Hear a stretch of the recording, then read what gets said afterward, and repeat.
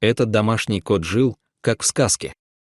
С детства он не знал ни голода, ни стужи, ни опасности. Его назвали Каспер нежное имя, которое безупречно соответствовало его размеренному и безмятежному характеру. Он был крупным пушистым котом с шикарной кремовой шерсткой и выразительными глазами. В них читалось умиротворение и радость. Каждое утро он пробуждался, лениво потягиваясь на мягком пледе возле окна, а затем направлялся на свою любимую подушку под батареей, где мог коротать по полдня, нежась и дремля. Каспер обожал своих хозяев, приветливую юную пару, которую он считал своим семейством. Они ублажали его вкусной пищей, поили свежей водой, почесывали за ухом и ворковали с ним, как с малышом. Он свыкся с этим, с нежными руками, с привычным распорядком, с абсолютной защищенностью. Лоджия в их квартире была его излюбленным местечком. Там всегда царило тепло, сияло солнце, и ветер доносил любопытные ароматы с улицы. Хозяева оснастили ее защитной сеткой, но однажды летним днем они ее временно разобрали для починки, оставив балкон раскрытым. И именно в этот день приключилось нечто, что перевернуло его вселенную. Стоял безмятежный полдень, воздух плавился от жары, а Каспер разлегся на лоджии, жмурясь на солнце. Он почти задремал, как вдруг где-то рядом грянул громкий хлопок, хлопнула дверь подъезда или бабахнула уличная петарда, никто позже точно и не припомнил. Звук оказался чересчур резким, слишком внезапным. Ужас сжал грудь кота. Он инстинктивно метнулся прочь и, не осознавая, что преграды больше нет, перепрыгнул через перила. Миг, и он уже падал вниз. Он приземлился в кустарнике под балконом, сильно ударившись о землю. Его сердечко бешено колотилось.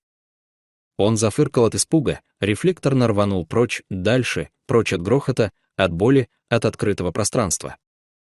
Им овладела паника. Он не осознавал, что творится и куда ему податься. Все стало чуждым: ароматы, шумы, свет. Город, который раньше он лицезрел только с высоты, оказался громадным, гулким и устрашающим. Поначалу он просто носился по двору, прячась под машинами и в кустах, зовя своих людей. Он мяукал, сперва громко, с упованием, потом тише. Но его не услышали. Люди проходили мимо, не обращая внимания.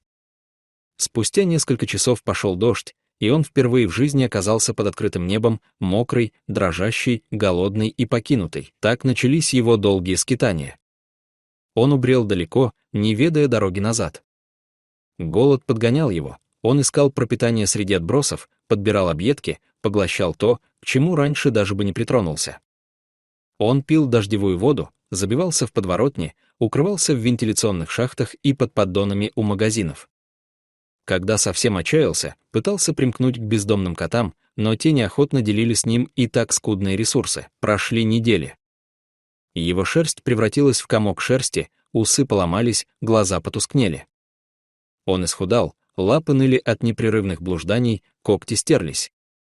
Из ухоженного комнатного любимца он превратился в ободранного, полудикого бродягу. Люди по-прежнему не замечали его, лишь изредка дети пугали палками или кто-то злобно прогонял от крыльца. Однажды он чуть не погиб под колесами автомобиля. В другой раз — от зубов бродячих псов. Как-то ночью он забрался в подвал пустующего здания и пролежал там 2 суток, почти не шевелясь. Тело его лихорадило, он кашлял, глаза слезились. В какой-то момент он уже не испытывал ужаса. Он просто улегся, поджав лапы и зарывшись мордой в грязную подстилку из картона, и тихо, прерывисто зарыдал. Он осознал, что больше не вынесет. В этом огромном, безразличном мире, где все было гулким, резким и безжалостным, у него не осталось сил бороться. Он тосковал по теплу ладоней, по аромату свежих простыней, по умиротворению. На 3-е сутки он кое-как выбрался наружу. Стояло тихое, ветреное утро. Он побрел по улице, шатаясь от изнеможения, когда его увидела женщина, подстригавшая кусты у себя на заднем дворе. Ее звали Клэр. Она жила одна и всегда питала слабость к кошкам. Сперва она подумала, что это обычный бездомный кот, но, приглядевшись, уловила в его повадках нечто иное, он не был уличным.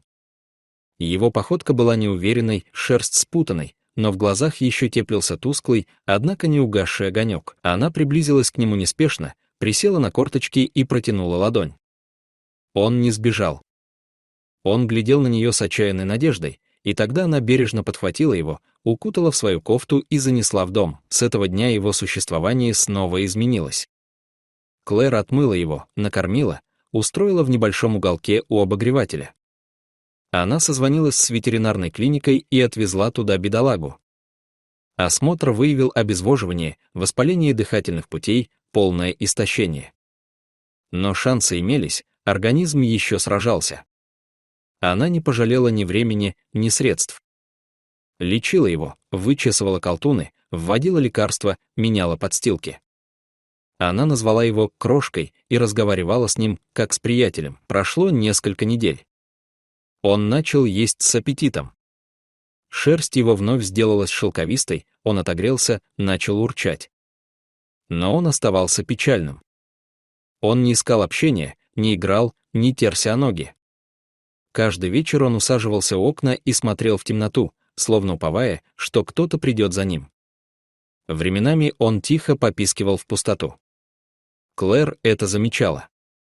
Ее сердце сжималось от сострадания. Она осознавала, он не дворовый кот. Он домашний, он кого-то дожидался. Она расклеила объявление, обошла приюты, дала весточку в соцсетях. Но отклика не поступало. Дни текли. И вот однажды, поздним вечером, пролистывая местную группу в интернете, она наткнулась на сообщение «Пропал кот». Кличка Каспер. Пушистый, кремовый, очень нежный. Исчез в районе бульвара Виктора. Мы скучаем по нему. Вознаграждение. Фото того самого кота, что сейчас дремал на ее диване. Те же глаза, та же мордочка. Клэр немедленно откликнулась. На следующее утро приехала молодая пара. Они были взволнованы, признательны и встревожены. Хозяйка, хрупкая девушка с заплаканными глазами, тут же позвала его по имени. Каспер, и в это же мгновение кот до того лежал без движения, резко поднял голову. Его глаза открылись. Он мяукнул, громко, протяжно, с интонацией, переполненной восторгом. Они бросились друг к другу. Хозяйка взяла его на руки, прижала к груди, не в силах удержать слезы. Он терся о ее шею, обнимал лапами, мурлыкал так, будто норовил поведать все, что перенес. Клэр стояла в стороне, смотря на эту сцену с улыбкой. Она знала, что поступила правильно.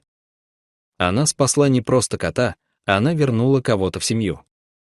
Когда они уезжали, хозяйка крепко обняла Клэр и прошептала: «Благодарю. Он — частичка нас». И мы уже почти утратили надежду. Кот снова был дома. Вернулся туда, где его ждали и не забыли.